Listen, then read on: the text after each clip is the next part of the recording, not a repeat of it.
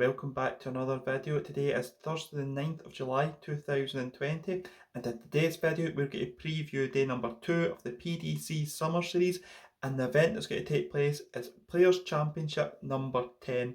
Now, last year this event was won by Johnny Clayton, but this is the second day of the Summer Series, and day 1 of the Summer Series was a great success in my eyes. We've seen some terrific darts. So what we're going to talk about in Players Championship 10 preview, we're going to talk about people who are going to bounce back from Players Championship 9. We're going to talk about people who were unlucky but showed good form in Players Championship number 9, and if they will be able to bring it across to Players Championship event number 10. And we're going to talk about the match play race, and we're going to talk about the Summer Series race for who's going to make the Grand Slam of Darts later on this year. So we'll start with the people who need to bounce back, who lost in the first round. We'll pick 5 people, and the first person we're going to talk about is Joe Cullen. Now, Joe Cullen lost by 6 legs to 5 against Kirk Shepherd. It was a really tight match, and Joe averaged 92. I thought that Joe was going to average 100 in that first match against Kirk Shepherd, because what we've seen in the home tour is how good that Joe Cullen was playing, and I expect Joe Cullen just to be that little bit better and get the win in Players Championship number 10 and get a good run going. Once he wins one match, it's one of those ones, he will get a good run going. Usually Joe Cullen's Euro Tour form is a lot better than his Players Championship form, but with no European Tour this year till later on in the year, he'll have to do better in these Players Championships events, and I think he will do that. So starting in Players Championship number 10, I think he got a deep run to maybe the quarters or the last 16s in tomorrow's darts. So the second player we're going to talk about is Adrian Lewis. Now, Adrian Lewis surprisingly lost 6-1 to Eddie Lovely with a 79 average. It wasn't a great game for him because his two styles didn't really clash well, because Eddie's a methodical player who likes to take his time, and it just didn't suit Adrian's game, especially with having to stay a metre behind the player and having the exclusion zone to walk wider. I don't think that really suited Adrian's game, but he's had a day to get used to it now, and I expect him to kick on and get back to those usual levels. He looks terrific. When the fitness work he's put in over lockdown has been terrific. Seems like a lot of players have done so, but Adrian looks really, really good, and I think he'll start to benefit from that fitness regime very soon, and it could be in Players Championship number 10. So the third player we're going to talk about is Daryl Gurney, and he lost by 6 legs to 5 to Andy Bolton with an 88 average. He averaged slightly more than Andy Bolton in this game. Andy Bolton only averaged 86, but Andy Bolton picked up the 6-5 win and managed to get through this game. Daryl Gurney, if he's off, he generally does lose. He doesn't have much of a B game, and that's his weakness, because his A game is so strong. You don't win TV tournaments like what Daryl Gurney's won if you've not got a strong A game like he's got. But he just didn't show that on Wednesday's action. He was showing his B game, and it just wasn't enough to get the job done against Andy Bolton, who's got the experience in lockdown. He played so much darts. I think this was a little bit rustiness as well, and I think we'll see that rustiness wear off in Thursday's action. I think that Daryl Gurney can go very, very far in this tournament, probably to about the semi-finals, quarter-finals stage. So the penultimate player we're going to talk about in this part is Jelle Klaasen. Now, I spoke about him in yesterday's video, and he lost 6-5 to Gerwin Price with a 90 average. Just like I said, I thought he'd go over that. He then did lose by 6 legs to 5. It was a terrible draw for him. If he'd any other draw, he probably would have got through, but playing Gerwin Price, it was such a big game for him, and he just came up a little bit short. So I think hopefully he'll get a better draw, and then he'll get a better run into the tournament. If he gets a couple of wins, it'll build his confidence as the day goes on. I just hope that 6-5 loss on Wednesday hasn't dented his confidence too much. So last player we're going to talk about is Nathan Aspinall. Nathan Aspinall lost to Niels Zonneveld by 6 legs to 5 with a 93 average. I think he'll bounce back from this, because the one thing that Nathan Aspinall always does is learn from the experiences, like he has done in lots of things. When he got his tour card and he lost it and he got it back, and now he's a top 8 player in the world. He's one of those players that always learns. If you think about his Premier League experience, when he played as a challenger, he didn't really set the house on fire, But when he came in as actual player in the Premier League, he was completely different and he was so much better. You know, he learned from the past experience of playing Michael Smith as the challenger to then the next year playing as a permanent member in the Premier League. And I think we'll see Nathan Aspinall win Players' Championship 10. That's a bold claim for me. I think he will win it because, you know, some of the peaks we saw in that game with Neil Sonnenfeld, he had 3 legs in a row where he went out 15, 13 and 14 darts, and that was a great spell. He'll just have to prolong those spells, and I think he will do so. So the next part we're going to talk about is people who were unlucky but shown good form.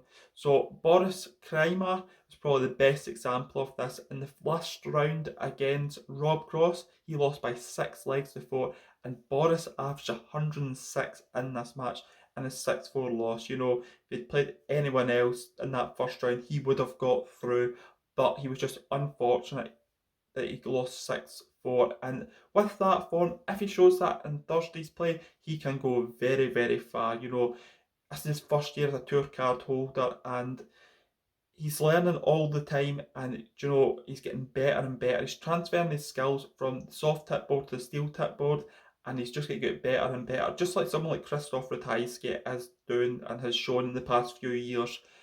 I think that Boris Kramer is an underrated player in the PDC setup, and it was great for him to win a PDC Tour card in Q School earlier this year. The second player we're going to talk about is Mervyn King. He started off with a 6-0 win. He then lost a very, very tight match to Michael Smith, where he lost by 6 legs to 5, and Mervyn averaged 101 in this match. Mervyn showed some great signs in this match, and he'll have to do so if he wants to get in that match play, because he's far behind just now. He's in 15,500, and I think he needs another 9,000 to qualify for the match play. But interesting to see if he can carry on that form in the next 4 days' action. So the third player we're going to talk about is Johnny Clayton. Now, Johnny Clayton produced some epic darts in his couple of wins that he won. He beat Ryan Meikle by 6 legs to 3 with 100 average. He then followed up with a 6-0 win over Wayne Jones with 103 average. He then lost a very, very tight game to Dave Chisnell by 6 legs to 4 with 100 average as well. You know, it was just the doubles that let him down, but his scoring was outstanding. If Johnny Clinton can carry on that scoring and just tighten up on those doubles in close games, he can go very, very far. And just like last year in Players' Championship 10, he did win this event last year. So it'll be interesting to see if he can replicate that form in this year's event. Although it's a different arena. Last year it was in Barnsley, this year it is in Milton Keynes. But he showed some good signs of where his game's at, especially that carried on his form from the home tour. So the penultimate player we're going to talk about in this bit is Christoph Ratajski. Now, Christoph Ratajski was outstanding in some games today. He beat Krzysztof Kachuk by 6 legs to 1 with 107 average, and I didn't think he'd be able to beat that. But he then managed his next game when he beat Ryan Serrell by 6 legs to 2.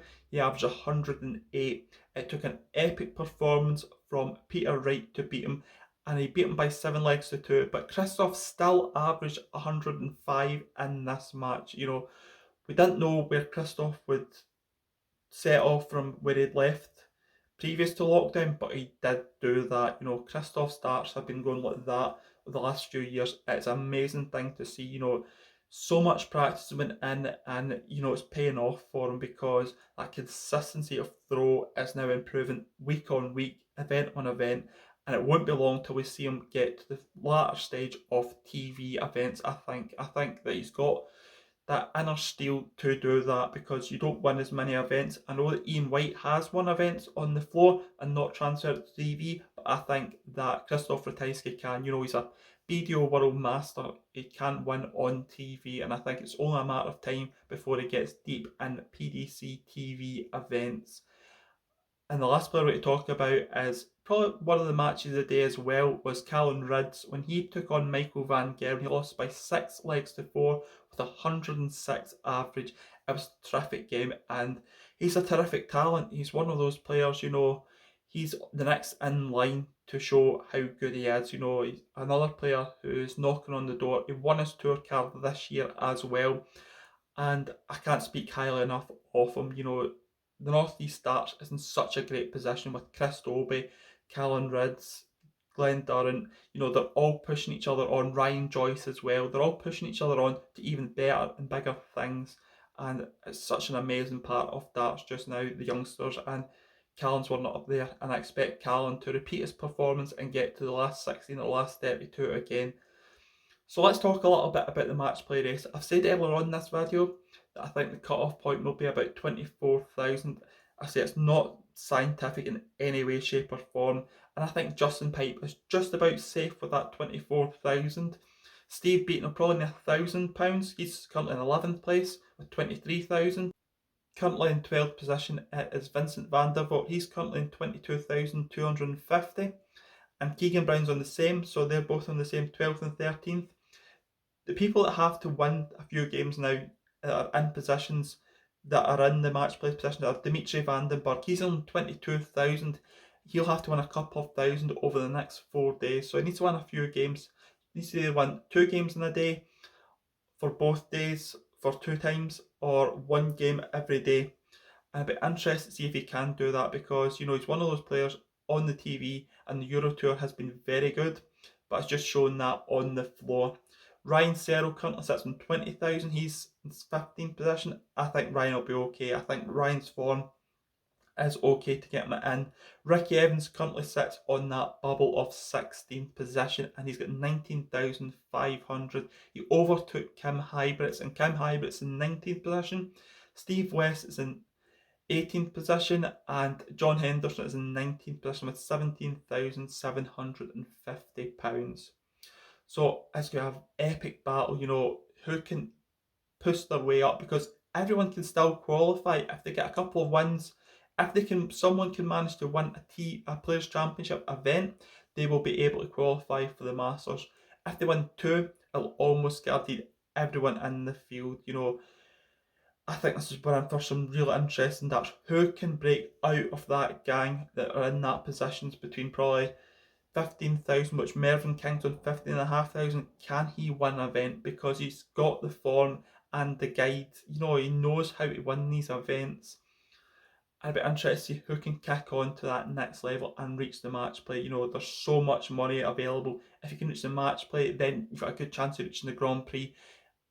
It's so big to reach these TV majors. So the last bit we're going to talk about is the order of merit for the Summer Series. And with Michael van Gerwen winning day number 1, he currently sits top of the leaderboard. And it could have been so much different if Willie Borland had hit double 20 against him to win by 6 legs to 5 in the second round, but he didn't do so. And Michael van Gerwen went on strength by strength, and then he had to come back in the final to beat Peter Wright by 8 legs to 7. He came from 7-5 down in that match. And Peter Wright currently sits in second place with 6,000. Gabriel Clemens currently sits in joint third with 3,000 with Christoph Ratajski. Gabriel Clemens, this is a big year for Gabriel Clemens, I think, because he really wants to kick on in that top 32, and I think he can do so if he just stays consistent and tries to reach. He's already guaranteed his place in the match play, and he'll be almost certainly in the Grand Prix as well, and that will help his rankings boost up in that top 32. He'll want to be in that top 32 by the World Championships at least, and he'll want to be about 25, 26, because you don't want to be on the bubble of 32 and then play number 1 seed. And also Christoph Ratajski, I think, is going to win one of these Summer Series. The form that he's in is just too good. And the players that are on 2,500 that reach the quarterfinals are Dave Chisnell. Dave Chisnell's one of those players. He can win any of these events. If he puts his mind to it, he can win any event he puts his mind to. And it's a surprise he's never ever won a TV major. We've also got Glenn Durrant. Glenn Durrant had some great moments. The 164 checkout against Jason Lowe to win by 6 legs to 5. 107 average against Alan Taburn. They were great moments for him. Danny Noppert, another player who was very, very good on the floor. And Mensur Suljovic, with a little bit of return back to form on the Players' Championships, he always seems to cash in these events, and he's also in 2,500. So I'll be interested to see how this develops and who will get that top place Obviously, Michael Van Gerwen is in the pole position just now, but who can catch him? It'll be very interesting to see. So that's me came to the end of this preview for Players' Championship number 10. I hope you've enjoyed it. And until this time tomorrow, when we preview Players' Championship number 11 and the day number 3 of the PDC Summer Series, I will see you then. Goodbye.